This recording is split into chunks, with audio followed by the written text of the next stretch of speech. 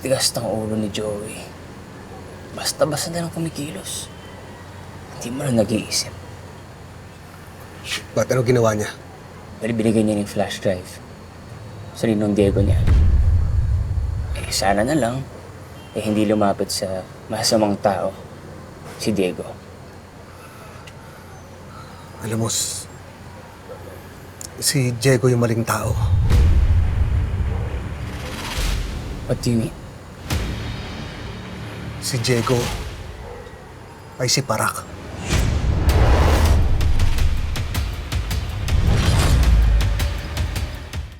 Hindi ba best friend mo yun?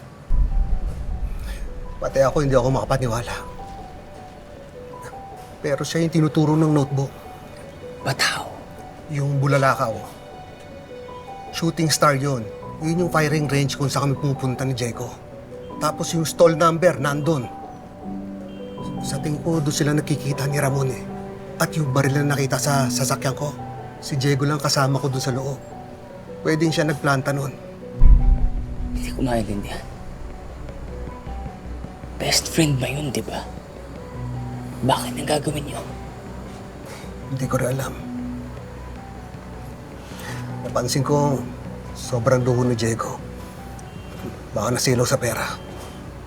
Malaki pa naman tiwala ko doon sa taong yun. Pero ngayon wala na. Pwede ba pakisabi sa mag-ina ko na huwag magtiwala sa kanya? Kailangan tiwala sa akin yung anak mo. Hindi yung makikinig sa akin kahit sabihin ko pa na ikaw yung nagpapasabi. Alam mo, Andrew, reporter ka. Madiskarte ka. Alam mo gagawin para magtiwala sa iyo, anak ko. Andrew, alam ko hindi tayo makakilala. Pero kung tutulungan mo ako, lubos-lubusin mo na. Pakibantayin yung mag-ina ko. Tulungan mo ako protektahan ng pamilya ko. Ang awa mo na.